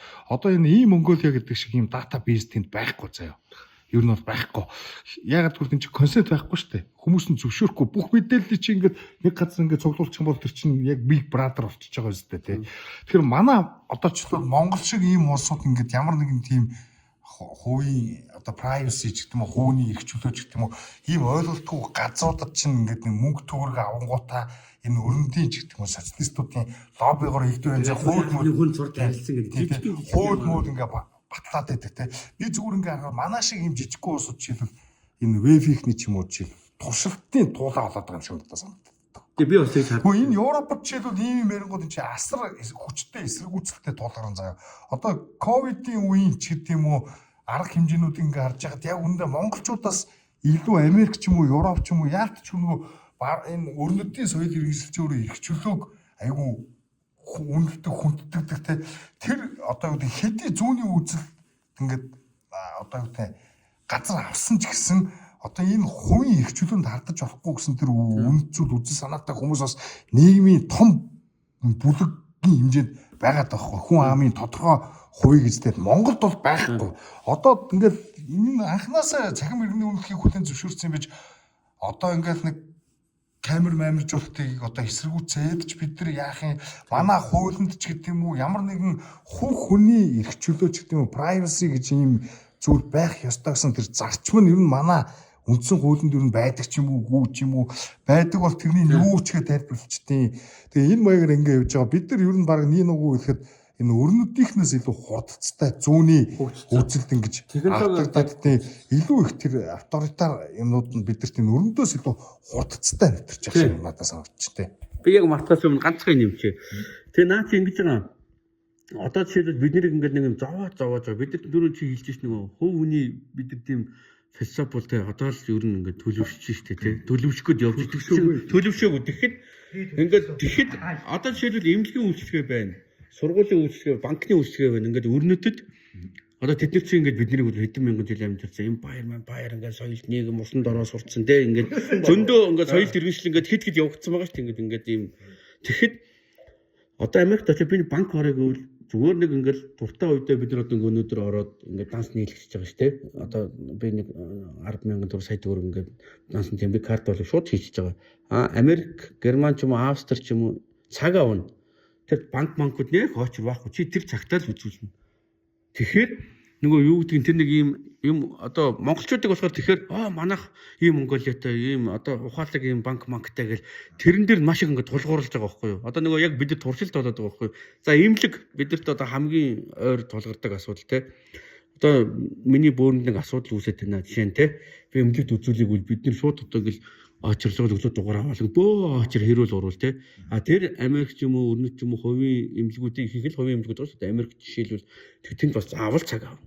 За өнөөдөр би жоохон бие югөрхлэх юм бол би бүтэн биений шинжилгээ сар юм уу 2 сарын дараа ч юм уу ингэж хүн амьдралаа нөгөө ингэ төлөвлөж зэгцэлж явдаг. Түүнээс л улаан цаа одоо хүнд алуулаад ч юм уу гар марн тасраад үйл дүрлээ болтол ороод эсвэл үнэхээр өндөр халуураад байвал тэр түргэн одоо тэр emergency тэр очно гэхээс бид нар шиг тэгж тэгэхээр бидний нөгөө ийм ингээд зовлон зүдгэр ийм системгүй байдал тэр гэд нэг ийм Монголыг бол орно. Ямар гоё юмсаа шинжилгээний хайр ингээд те ингээ хөрх юм харчлаа.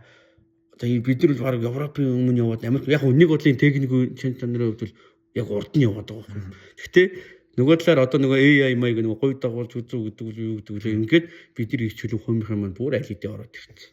Тийм. Тэгээ ер нь би одоо түрүү ярьсан шүү дээ. Ер нь 100% аливаа зүйлийг шийдэл гэж байхгүй. Энийг бид нар ойлгох хэрэгтэй. Одоо ер нь энэ барууны хүслийг чи одоо ерөнхий одоо гэдэг ертөнцийн хүсэл гэх юм уу те. Энд чи манай хорвоо ертөнцийн угаасаа төгс бус те. Хүн өөрөө төгс бус те. Одоо тийм учраас одоо гэдэг төгс нийгмийг байгуулах орлого энэ төр бол боломжгүй гэж үздэг. Төр нийгмийг сайхан болгоно гэж үзэх боломжгүй гэж үздэг. Орчин үед чи ерөнхийдөө хүмүүхэн тодорхой нэг хэмжээгээр нэм утопиантай, утоптэй прогрессив үзэл гэж яриад байгаа шүү дээ. Одоо бидний монголчуудын олонх нь энэ улс орон хизээ хөгжих юм бэ гэж ярьдаг. Яг үүндээ тэр хөгжил гэдгээр эдийн засгийн ч гэдэг юм уу, бараа материал ч гэдэг юм уу, эдийн засгийн өсөлт одоо материалын байдлын үр дэлбэг болохыг хэлээд байгаа бол бид нар тодорхой хэмжээнд өдрөөс өдөрт тодорхой хэмжээнд дахиц дэвшил явагдаж байгаа. Ер нь бол одоо бид нар 10 жилийнхтэйгээ өмнөхтэйгээ харьцуулбал өнөөдөр харьцангуй материалын байдлын үр дэлбэг болцсон л байгаа тий. 30 жилийн өмнөхтэй харьцуулбал бүр шал өөр байгаа тий. Гэхдээ бид нар өөрсдөө Америкчуудтай ч юм уу Япончуудтай харьцуулбал болоогүй байгаа юм шиг санагдаад бид нэр уурах байдаг шүү дээ. Ер нь бол тий.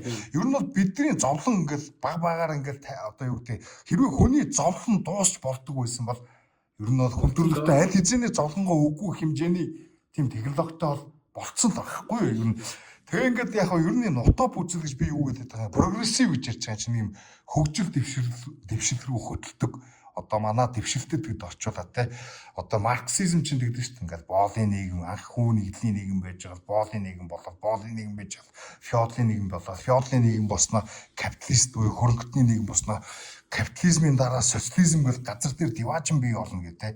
Тэгэл энэ чинь нэг юм прогрессив гэл хүн төрөлхтний төв юм бүдүүлэг цаг үеэс дандаа юм дэвшиж те илүү сайн сайхан нэг юм цаг үе рүү ингэж явж яадаг гэд түүх А цэгээс эхлээд Б цэгт очиж дуусна гэдэг энэ одоо юу гэдэг илүү хөгжил дэвшил рүү бид нар явах ёстой ингээл хөгжихийн төлөө яваад байх ёстой материалын байдлын хувьд эдийн засгийн өсөлтийг хөөцөлтөд байх ёстой гэдэг энэ санаагч нь тэр либерализмын ч хувьд заяа сонгогдол либерализмын ч хувьд за өөрийн либертар үсний ч хувьд ер нь энэ газар дээр байгаа идеологууд нь шүү дээ идеологууд ямар нэгэн прогрессив идеологууд бол бүгдээрээ тодорхой хэмжээгээр утоп руу очно гэсэн ийм үзэл санаанууд байхгүй юу одоо юу гэх юм гэтэл зарим консерватив сэтгэгчид прогресс гэж байхгүй гэж үзэж байгаа байхгүй. Прогресс гэж байхгүй. Энэ бас нэг философи айгүй хүчтэй хандлага шүү дээ. Яг гоо та нар энэ нэг юм технологийн дэвшлэг ч юм уу, мөнгөийг ч юм уу те ингээд хөгжил дэвшил гэж бодоод иж магадгүй те.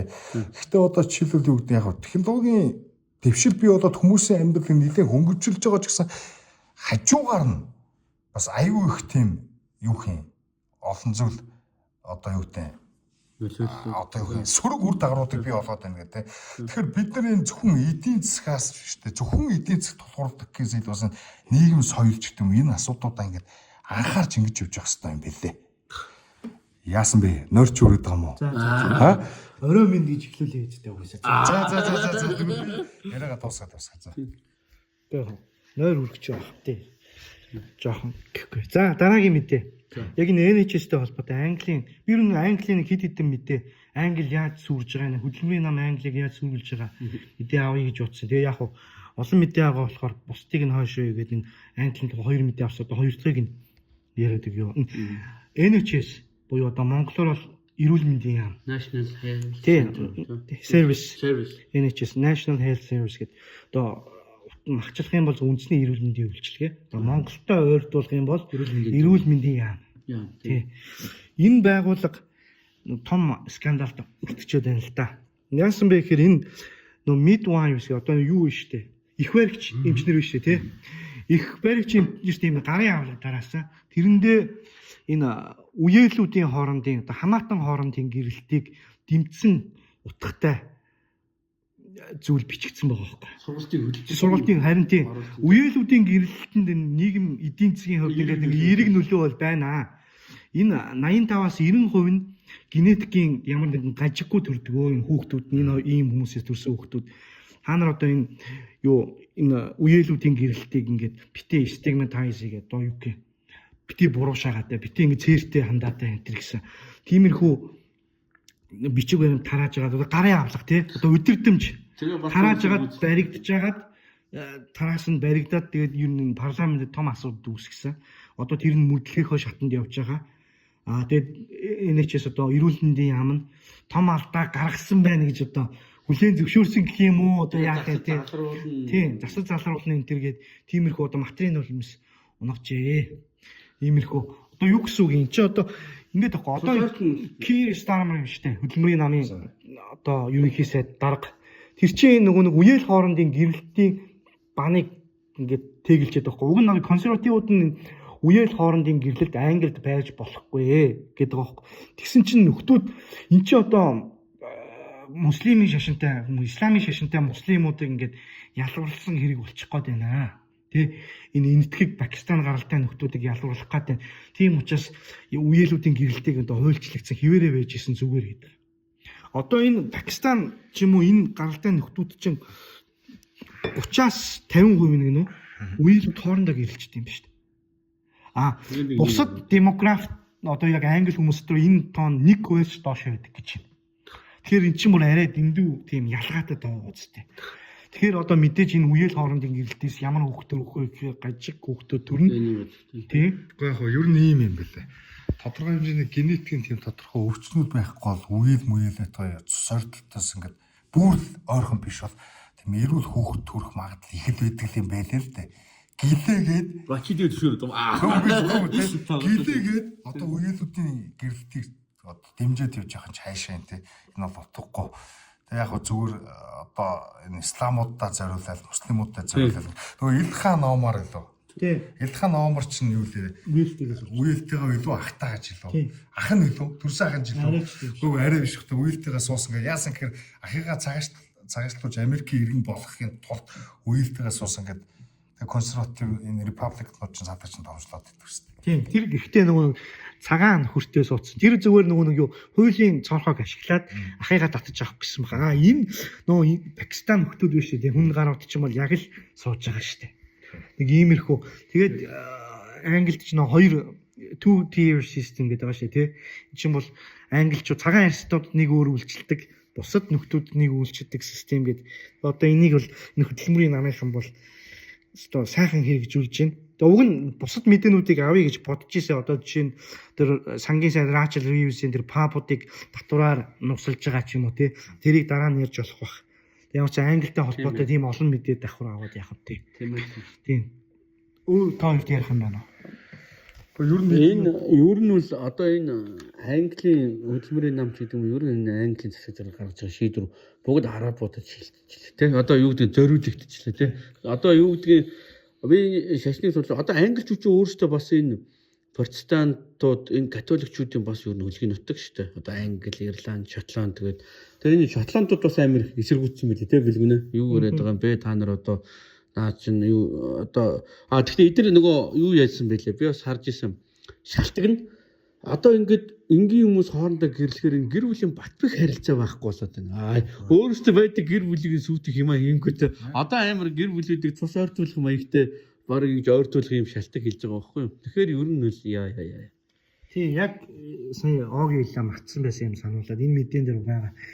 Та нар яагаад энэ үеэл хоорондын гэрэл хамаатнуудын хоорондын гэрэлийг дэмжих вэ гэсэн чинь эн чинь нөгөө нэг юу гэр бүлийг батжуулдаг гэж бодож байгаа хгүй бенефит нь бол тэгж бодож байгаа.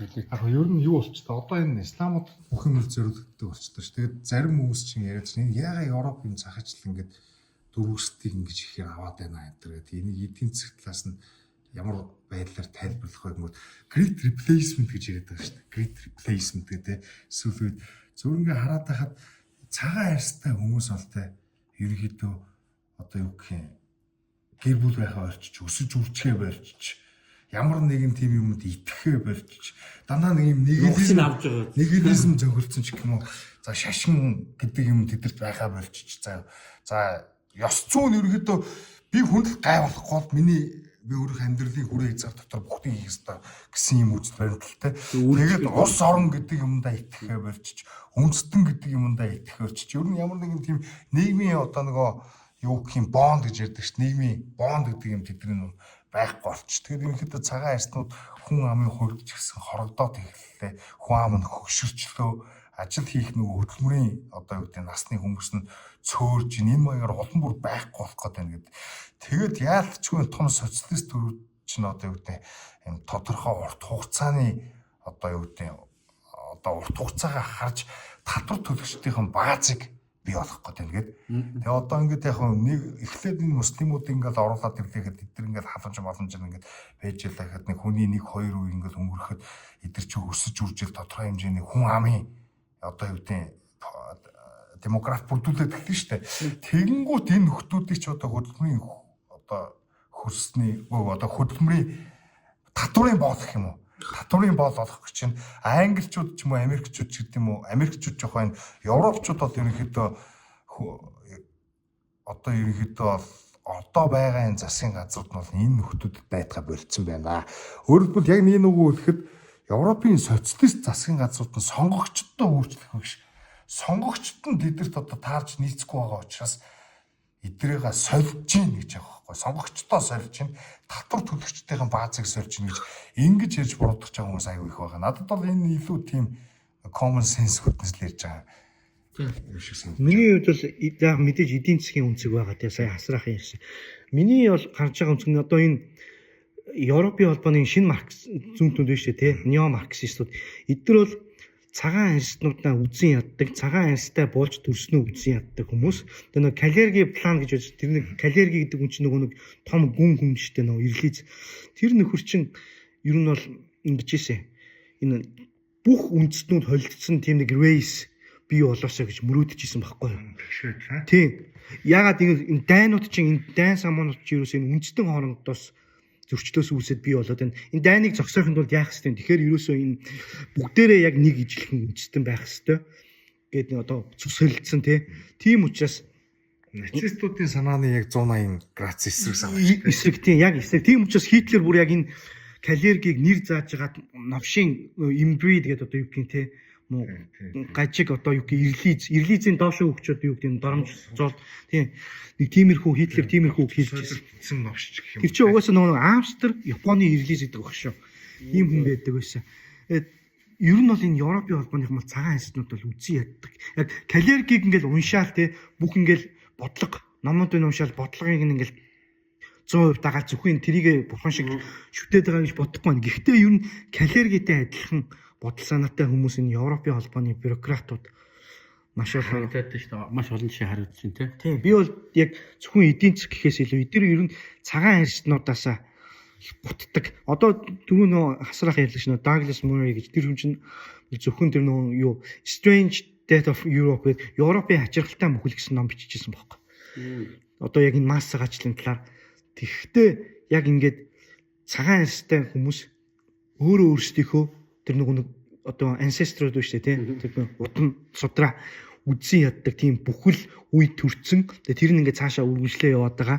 Тэгээ одоо энэ цагаан арьснууд нь ер нь хэдхэн үеийн дараа ингээд мөхөөсөөч гэж боддог нөхдүүд. Би одоо хитрхийн яриад байна уу юу? Тэгэж ярьдаг хүмүүс бол их байгаа шүү. Одоо энэ зарим хүмүүс ингэж боддог байхгүй.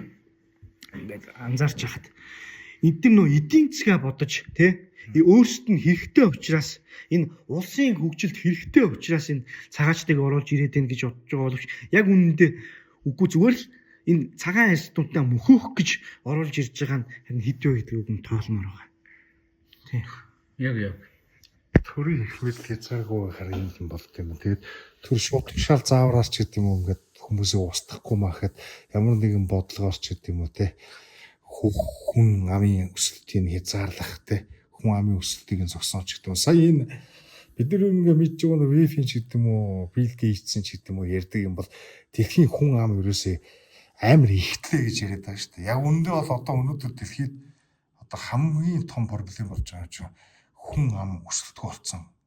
Энэ проблем байна те. Хүн ам хөгширч чинь хүмүүс хүүхэд төрөлхөөл чинь ганцхан Европод шүү дээ. Японд байна, Солонгост байна, Хятад байна. За тэгээд одоо Монгол ч гэсэн энэ жилдээ сүүлийн хэдэн жилийн гинэ түүхэн доод хэмжээнд гэж юм. Ер нь тэгээд энэ иргэншлийн анхны нэгж маань гэр бүл гэдэг энэ нэгж маань өөрөө задарч байхгүй болж ах шиг байна. Тэгээд бид нар энийг буцаагаас сэргийж чадах ч юм уу, гүү ч юм уу. Ер нь бидний одоо энэ одоо байгаа энэ ертөнц бол явж байгаа замнал бол бидний төсөөлөх тийм төсөөллөөс бол их өөр байх юм шиг байна. Тэгэд ер нь цаашдаа юу болох юм байгаа. Ямар ч гэсэн консерватив ч юм уу либертар хүмүүс бид нар бол энэ эртний янзын зүүнний идеологиудыг бол эсэргүүцэх ёстой. Тэгээ хуучны үнэт зүйлсүүдэд хүмүүс хадгалж хамгаалж хойч үедээ өвлөж явах ёстой. Тэгэхгүй бол ер нь нийгэм ч өөрөө үнэт зүйл гэдэг юм орхиод шинэ үеийг шүтээд заяа. Ялангуяа энэ шинэ ертөнцийг бий болгон шинэ үе гэдэг чинь ингээд дандаа хөгжиж яадаг, төрчдөг, гой орж идэг гэсэн байдлаар хуучны бүх зүйлийг үүсгэх юм бол хүндрэлтэн мөхөд рүүгээ хүрэх. Ер нь энэ хүүхэд төрхөө болцсон гэдэг энэ асуудал маш том асуудал те. Феминизм гэл эмэгтэй хүний эрх гэл ярьдаг гэсэн өнөөдөр нэг жимгтэй хүүхэд төрөлхийг хүсгээ өрчөд хүн төрөлхтөн мөхөн штэ. Тэгэхээр энэ асуудыг зүгээр нэг ийм нэг барууны үзэлтэй ч гэдэм үү зүүнний үзэлтэй хүн хоорондын нэг юм маргаан заргаан улс төрийн ялэмгүй хэрүүл гэж харгаасаа илүү энэ хүн төрөлхтний оршихуйд одоо нөлөөлж байгаа асуудал шүү гэдгийг бид нар сайн ойлгох хэрэгтэй тийм. Тийм тэгээд түрүүний нөгөө яриагаа ганц point нэмчихэд дуусгач. Одоо энэ Европын холбоо болон бусад нөгөө том нөгөө өрөндийн улсууд биш ээ. Тэр улсуудын засгийн газрууд энэ юу та нар битгий хүүхэд төрүүлээ дээ. Тэ энэ их дэлхийхээ бодоод та нар хүүхэд төрүүлээ бойл гэж цагаан арьснууд хэлдэг байхгүй юу? Тэгсэн мөртлөө Стамбул юу цагаан арьснуудад хэлдэг байхгүй. Та нар битгий хүүхэд төрүүлээ дээ энэ төр гээд их дэлхийгээ бод тэ хүүхэд дөрүүлнэ гэдэг чинь хүн амыг өсгөнө гэдэг чинь дэлхий дээр хамаг энэ ресурсуудыг ингээ идээд дуусгах гэсэн үг те хэрэглээд дуусгах гэсэн үг гэж хэлдэг мөртлөө яг эсэргээрээ нөгөө гараараа энэ нөгөө нэг цагаачдын хэдэн 100 мянган гарна хэдэн саяар нь оруулж ирж Европ дахь энэ хүн амын демографикийг өөрчлөөд байгаа байхгүй. Тэгэхээр бол би бодоод байгаа эдгээр яг үнэндээ зүгээр гахаана гоошиг төрдөг. Тийм хүн амын өсөлт гэдэгтээ нэг анхаарал хандуулахгүй л цагаан арьснуудыг л дуусгах хүсэлтэй байгаа л гэж би. Ер нь тэр нэг Георги Лукач гэдэг штэ. Неомарксизмын үндэслэгчдийн эцэг гэдэг. Тэрний чинь бүр анх бичсэн социал марксизмын ард нэлээ одоо алдартай нэг тийм эссе гэдэг байхгүй. Бид яаж өрнөдийн иргэншлээс өөрсдөө аврах вэ гэдэг. Тийм нэртэй. Ерөөсө өрнөдийн иргэншлийг сүйтгэнэд одоо ингээд та нарын кино өдөр ингээд харах юм бол дандаа өрнөдийн эсрэг. Жишээлбэл одоо хоёулангийн үздэг аватар лөө. За. Аватар ч ингээд харангуут ерөөсө тэр чигтээ шууд пантеизм явж байгаа байхгүй. Байгаль шүтлэг. Байгальд хүн ямар нэг байдлаар тодорхой хэмжээний юм хор хохирол очруулж байгаа хүн л муухай. Тэгээд тэр нэг юм бүдүүлэг индиан маягийн ч юм уу тийм байгальтайгаа зохицож амьдрдаг нэг юм балар эртний юм примитив овг аймагуд нь шүү дээ. Эдгээр бол илүү боловсронгуй, илүү ёс суртахуунтай, илүү сайн хүмүүс ингээд юм иргэншил бий болгодог те хөгж дэвждэг ертөнц байгальд одоо юу гэдэг эдийн засгийн үүдээс юм материалын байдлаар хандж ингэж ертөнцийг дуусгадаг гэдэг. Тэгээд эн чинь яг өнөөдөр энэ чинь зүгээр шашны хүмүүс тэгж яриад байгаа байхгүй. Энэ нё паганизм иргээс ирчихлээ. Одоо юу гэдэг байгалыг ч гэдэг юм уу шүтдэг. Одоо энэ христийн иргэншлүүд бол жишээлбэл энэ дэлхийн ертөнц чинь одоо хүнд зориулагдаж бүтээгдсэн хүн үүний эзэн нэдэрж ингэж үздэг бол одоо юу гэдэг тэр элдв пантеист санаанууд чи бид нар зүгээр өөрт хорхоотой яг ижлэх тэгш хэрэгтэй маягаар ингэж үздэг. Тэгээ ийм санаанууд ингэ зөглөөд эхэлж байгаа. Тэгээ би зүгээр ингэ хараад байхад цаа ингэ одоо яг нэг нөгөө тэгэхэд энэ Европ Аз эдэрт ингэ хүн хорогдоод байгаа бүртээ муслимуудын тоо төрөлтөөр бүр амар байна. Африк. Тий Африкт тийм харуудын муслим одоо энэ ислам шүтлэгтэй хүмүүсийн тоо дэлхийд одоо ингээд исламын шүтлэг хамгийн их тархаж чинь ингээд зүгээр ингээд исламын шүтлэгтэй хүмүүсийн тоо айгүй их нэмэгдэж чинь гэсэн чинь ислам биш хүмүүсийг конвержн хийгээд байгаа гэсэн илүү исламд өсөж үржээд байгаа байхгүй. Тэгэхээр би зүгээр боддیں۔ За яг Монголд бол хол юм баг. Европод бол одоо зүүнний үзэлхээсээ илүүтэй ирэх нэг 20 жилд бол ислам том аюул болно тий. Тэр одоо юу гэдэг бидний мэддэг шивэд чи айгүй болохгүй исламын бүгдээр дэх шивэд ч юм уу эсвэл халифат ч юм уу болохыг үүсэхгүй мэн. Тэр ер нь дэлхийд одоо Америкт ч гэсэн одоо юу гэдэг жижиг хотуудын зарим газар бол муслимууд олонх нь болцсон байж лээ. Тэгээ одоо энэ залуучуудын дунд их сургуулиудын дунд ч гэдэг юм уу муслим одоо юу гэдэг эрдэмтэд очиод мусульман шашнаа рекламдаад ингээл яриа хийгээл мэтгэлцээ хийгээл айгүй хүчтэй цагаан арьснуудад ч гэсэн тодорхой хэмжээгээр энэ ер нь христийн биш бол цагаан арьснууд чинь тэр зүүнний үзэлтэй хүмүүс ч аль шашныг шүтэж дагаж мөрдөхөд бэлэн байд юм байлээ. Христийн буюу өөрсдийнхөө нэг үндсэн уугуул юмдаа ямар их дургу болцсон. Тэрний ямар амар тэр хүмүүст муухай сүргөөр ингээд багаас нь бүр ингээд ойлгуулад ингээд ирсэн тийм л байдаг. Тэгэхээр бидний хувьд ирээдүйд ислам бол аюул болох байх. Ганцхан өрнөдөд ч гэлтгүй Азад ч гэсэн магадгүй. Би зүгээр жишээлбэл Монголд бол одоо жишээлбэл манай казахууд ч харьцангуй уг нь энэ исламаас холдсон байсан хүмүүс шүү дээ социализмд. Одоо элдв янзын ийм культууд тий Туркээс ч юм уу Арабаас ч юм уу ингэж мөнгөөр орж ирээд исламын шашныг ингэж ихээр сурталчилж ингэж явж байгаа. Манай төрийн бодлого бол энэ дэр ямар ч юм байхгүй юм байна шүү ингээ хараад тахтай. Тийм зүгээр гудамжинд явж байхад тэр нөгөө нэг юу нүрээ бооцсон. Тэгээ толгоогоо бооцсон өгтөөд хүүхнүүд ямар их болцсон юм бэ тий. Одоо энэ нэг юм бүхэлдээ ингээд нэг юм хар юм чийгүүд гэдэг өмсчдэг. Бүхэлдээ хижаб биш, хижаб ч зүгээр толгойн алчуур. Сая Казахстан чи одоо энэ радикал фундаментал исламч амар их бас хүч аваад байгаа юм шүү дээ хүн амын. Тэгээ сая Казахстанд ерөөсөө 7 хоногийн өмнө одоо юу гэдэг тэр парламент нь тэр бүхлээрээ нөгөө эмгтэн хүний тэрнийг өмсөх юм бол ял шийдэгдэн гэдэг эрг үйлд орсон бэлээ.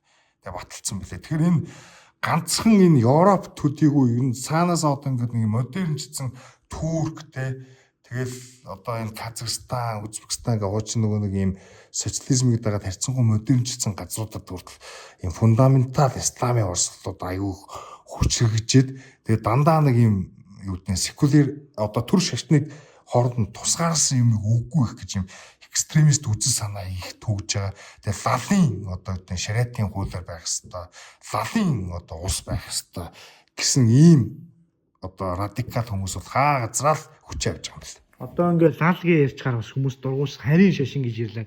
Ер нь бол бид нар лал гэж ярихад бол буруу юм байхгүй. Угаасаа харийн шашин лимч тийм биз дээ.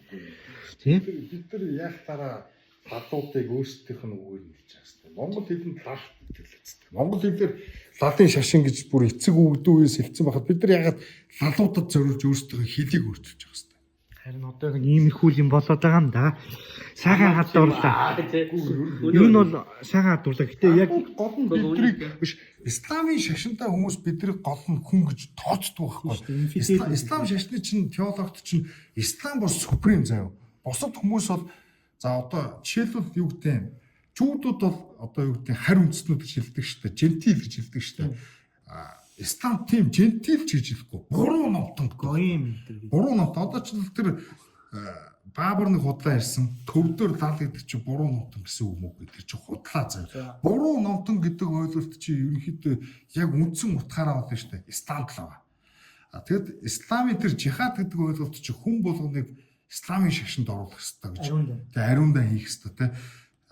Исламд орохгүй тэр хүнийг юу н авчиж болно. Лавас дээрээс нь исламд орчоод тэр шашнаасаа гарах юм бол тэр хүнийг авчиж болно гэсэн тийм л үз санаа. Энэ бүр тэр Коран дээр нээж идэг. Тэгэхээр ислам өөрөө бусдаа үл хүрцдэг тийм шашин багхгүй юу? Тийм байхад тийм үл хүрцэг үзэлтнүүдэд бид хүрцэнгүй цан гарна гэдэг нь солиорлохгүй.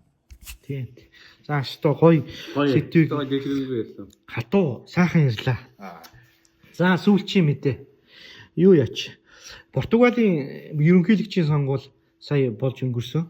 Эхний нөгөө нэг юу эхний шатны сонгуул нь болж өнгөрөөд тэгээ 2 нэр дэвшигч 2 дугаар шат руу гараад ирлээ. За ямар ч сан 11 нэр дэвшигч өрсөлдөөд тэгээд хинэнч 50%-ийнхаа тэр нөгөө нэг юу заалтанд хүрээгүй 50%-д хүрсэн байсан ба шууд ерөнхийлөгчөө сонгох байсан. За ингээ 2 хүн гарч ирсэн. Эхнийх нь болохоор Антонио Хосе Сигуро гэдэг. Энэ бол Португалийн социалист намын нэр дэвшигч 31%-тай. Хоёр дахь нь одоо энэ Португалийн баруун жигүүрийн үндэсний үзэлтэй Шега гэдэг маш урдчтай өссөн намын нэр дэвшигч Андре Вентура. Энэ хүн бол энэ намынхаа дарга өдөрдөгч одоо яг нүүцээрээ болж явдаг маш хүчтэй улс төрч 23.5% авч ингээд нэрчсэн. Энэ хоёр дахь хамгийн ойрхон үзсэн нь либерал санаачлага гэдэг. Liberal Initiative гэдэг англиар бол энэ намын нэр дэвшигч 3-т ороод 16%-тай тэгээд ер нь хасагдчихж байгаа. За энэ Шега гэдэг нам ярих хэрэгтэй. Бид нар ус өмнө нэг ярьж ирсэн тий. Энэ Португалч нэг үндэсний үзэлтэй харьцангуй чөлөөт зах зээлийн дэмждэг тий. Энэ нөө төрийн данхар бүтцийг цомгохдохыг дэмждэг ийм нам гараад ирсэн. Гэт энэ нам 2019 оны сонгуулиар нэг судал авсан. Энэ нам ерөөсө 1%-ийг л аваад. Тэгэж явж байгаад 22 оны сонгуульд 12, 24 оны сонгуульд 50, 25 оны сонгуульд 60 гишүүнтэй болсон парламентэд. Энэ бол одоо 230 гишүүнтэй гэж явдаг энэ Португал явдаг юм байлаа энэ Португалийн парламент. Энэ бол маш томтой байхгүй юу? Ер нь л 20% авчлаа. Юу ер нь сонгогч 60 баг 30%. Тэгээ энэ нөгөө нэг сонгогчдын нөгөө нэг хүнийх нь тоон 22.8%, ер нь 23%. Гэтэ нөгөө нэг эн чинь нөгөө нэг тойрогт үзэж байгаа шүү дээ. Тэгэхээр хувь нь өсөө явцдаг. Асар хурдтай өссөн. Ерөөсөө энэ баруун жигүүрийн популизм гэдгийг бол нэрээ энэ Марс цагаачлалын аюулыг бол ярьж хагаад гарч ирсэн байхгүй. Энэ манай Португал улс бол Бангладеш биш ээ. Тэгсэн Тийм тий. Бангладеш биш ээ. Энэ цагаачд халамж хүртэх ёсгүй. Энэ халамж хэрэг өгөх юм бол эдгээр Португал үндэстнүүд тэгээ Португалчууд маань өөрсдөө нийт тэргүнд хүртэх ёстой гэдэг жбайгаа байхгүй. Ингиж ард түмний одоо зүсийг хөөргөх юм уу тий. Хөөргөж жагаад энэ маш уртастай гарч ирсэн. Одоо 2 дугаар шатны сонгуул 2 дугаар сарын 8-ны өдөр болно. Аль нь одоо 8% зэрэг байна шүү дээ. Энд чинь бас хөргөн том тоо байхгүй. Амар шүү. Том тоо. Тэгээд мэдээж социалист намын нэр дэвшид илүү шанс бол байгаа юм шиг байлээ. Уншиж хахад. Гэхдээ энэ Шэгэ намын юуг одоо нэр дэвшигчийг тэгээд юу яаж болохгүй. Дутуу үнэлж болохгүй. За ер нь дутуу үнэлсэн байлаа ч гэсэн энэ Вентура бол ерөнхийлөгч болох нэг бас нэг сүртэй зориггүй гэж илээ. Нэг бас нэг өөрийнх нь ярьцгааг үнэлсэн. Яасан бэхээр энэ Португалчийн өөрөө ерөнхийлөгчийн хагас ерөнхийлөгчийн цэглэлтэй. Одоо яг Монгол шиг юм байлээ. Бэлгэдлийн чанартай. Ер нь бол ерөнхийлөгч бол нөгөө юу хуульд хориг тавьдаг. Нөгөө зарим сайдуудыг чөлөөлөхөд те нэр дэвшүүлэхэд оролцдог. Ер нь бол их Монгол шиг төстэй. Тэгээд юу 2 удаа 5 жилээр сонгогдох боломжтой. Нийт терм нэг 10 жилийн хугацаанд байх боломжтой. Ер нь Монголтой маш төстэй. Тэгээ нөхөр юу гэсэн бэ гэхээр за энэ сонгуульд одоо ялахгүй байсан ч яах вэ? Миний зорилго бол одоо намынхаа зөв нэр хүнд рейтингийг өсгөх, сонгогчдойгоо баа цорыг нэмэх. Миний яг үндсэн зорилгоо ерөнхий сайд болохоо гэж хэлчихэж байгаа байхгүй. Ерөнхий сайд нь хамаагүй том их мэдлэлтэй мэдээж засгийн газар дээрөө. Тийм. Тэгээ тэгж байгаа. Тэгээд би энэ 3 дахь намынх нь тухай юм та хоёрт ярьж өгье гэж бодсон. Бүр энэ намыг судлаа либерал санаачлаг гэдэг.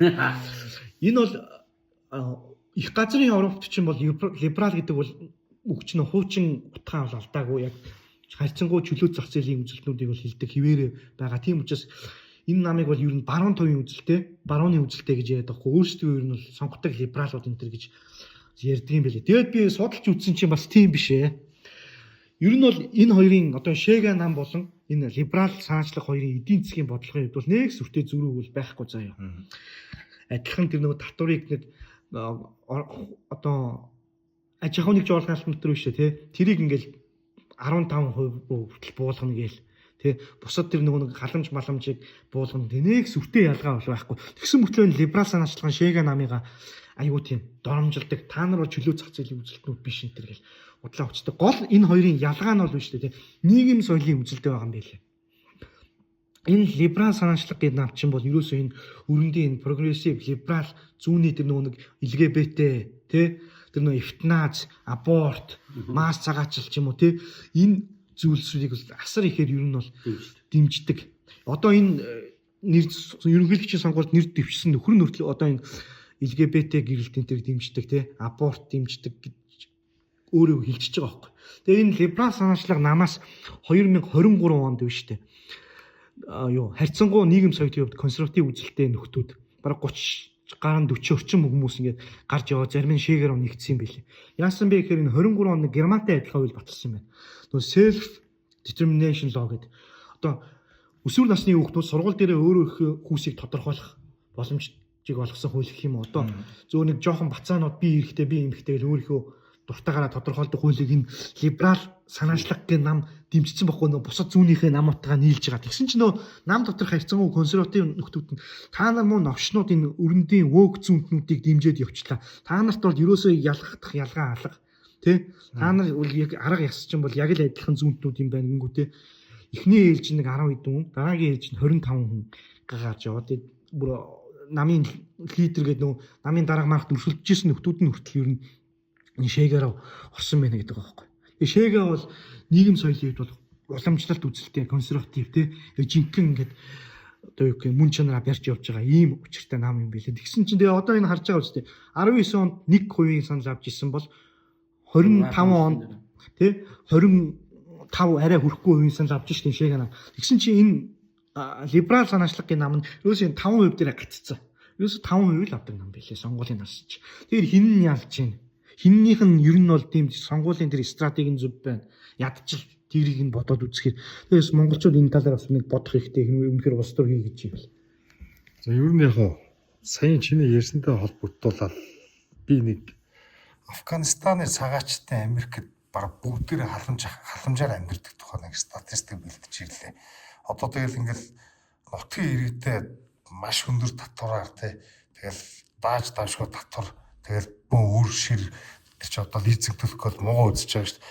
Тэгэл одоо юу гэх юм эдийн засгийн амар зохицуулаад ингээд иргэд нь бол ерөнхийдөө ингээд гадуурхагдчихж шүү дээ. Одоо энэ өрнөдийн ус чинь.